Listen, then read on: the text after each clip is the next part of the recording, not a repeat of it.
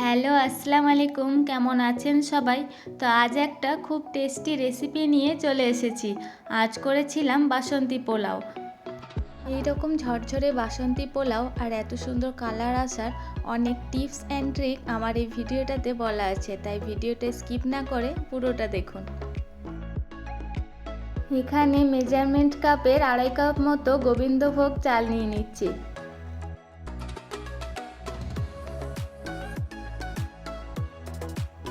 এরপর চালটাকে ভালোভাবে ধুয়ে নিতে হবে। আলতো হাতে চালটাকে বারবার জল চেঞ্জ করে ধুয়ে নেবেন, যাতে একদম জলটা পরিষ্কার হয়ে যায়।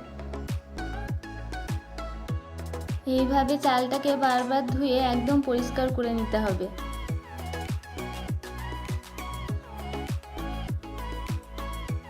ধোয়া হয়ে গেছে, এবার একটা স্ট্রেনারের ওপর চালটাকে দিয়ে দেবো।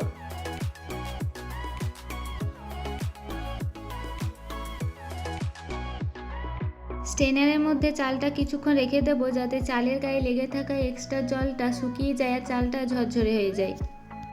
এদিকে কয়েকটা আদার টুকরো আর কাঁচা লঙ্কা নিয়ে নিয়েছি, তারপর এটাকে পেস্ট করে নেব। অন্যদিকে ঘিটা চলুন একটু গরম করে নিই। অবশ্যই এখানে রিফাইন্ড অয়েলও ইউজ করতে পারেন, তবে ঘি দিয়ে করলে পোলাওয়ের স্বাদটা একটু বেশি ভালো হয়। এই দেখুন, কিছুক্ষণ রাখার পর চালটা কত সুন্দর ঝরঝরে একদম একটা একটা হয়ে গেছে। এরপর একটা পাত্রের মধ্যে চালটা নিয়ে নেব। এখানে ঘিটাকে খুব ভালোভাবে গরম করে নিচ্ছি। দেখুন, ঘি থেকে ধোঁয়া ছেড়েছে, মানে ঘিটা খুব ভালোভাবে গরম হয়ে গেছে। এই সময়ে আমি ফ্লেমটাকে অফ করে দেব। কিছুক্ষণ ঘিটাকে ঠান্ডা হতে দেব। যখন দেখব ধোঁয়া ওঠা বন্ধ হয়ে গেছে, তখন 1 চামচ এখানে হলুদ গুঁড়ো দিয়ে দেব।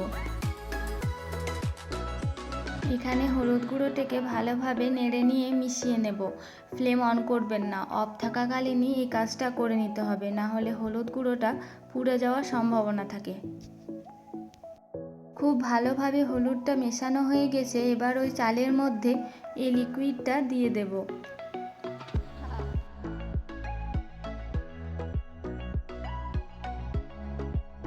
খুব ভালোভাবে এবার এটাকে মিক্স করে নিতে হবে। দেখুন, ভালোভাবে মাখিয়ে নিয়েছি। এবার ওই আদার কাঁচা লঙ্কা পেস্ট 1 চামচ মতো দিয়ে দেব। আর দিলাম গরম মশলা গুঁড়ো। আবারও এই চালটাকে খুব ভালোভাবে মিক্স করে নেব। চালটা তো খুব ভালোভাবে মাখানো হয়ে গেছে, তো এটা একটা সাইডে রেখে নিয়ে এদিকে একটা কড়াই চাপিয়ে অল্প পরিমাণে ঘি দিয়ে দিলাম। আপনারা পারলে রিফাইন্ড অয়েলও দিয়ে দিতে পারেন। তারপর দিয়ে দেব তেজপাতা, দিলাম 4টে এলাচ,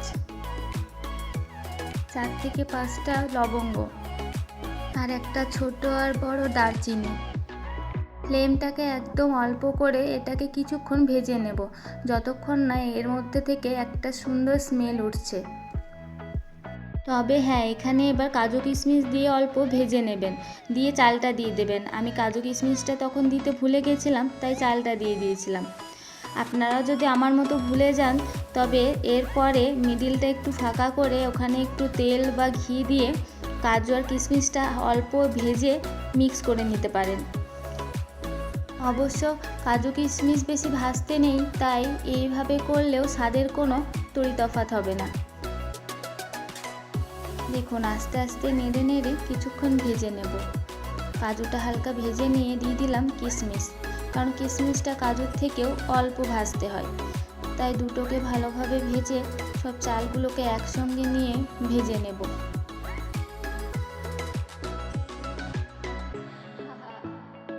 একদম অল্প ফ্লেমে চালটাকে খুব ভালোভাবে ভেজে নেবেন, যতক্ষণ না চাল থেকে খুব সুন্দর একটা স্মেল উঠছে।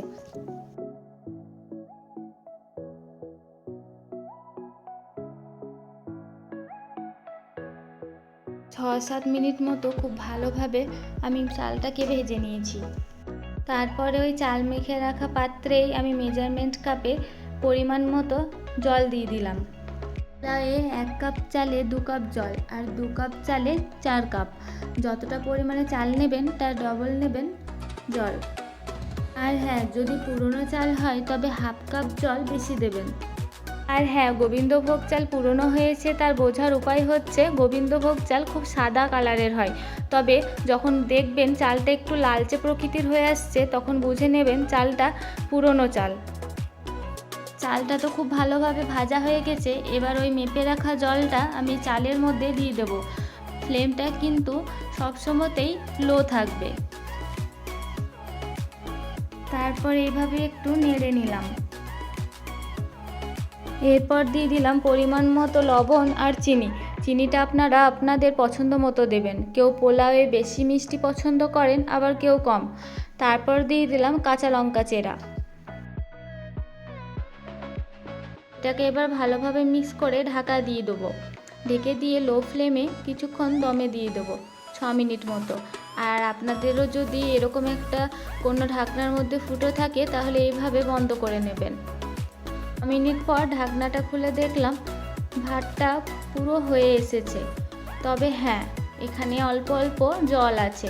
আর সাইডে যে মশলাগুলো আছে সেগুলোকে ভালোভাবে সামনের দিকে নিয়ে মাখিয়ে নেব পুরো।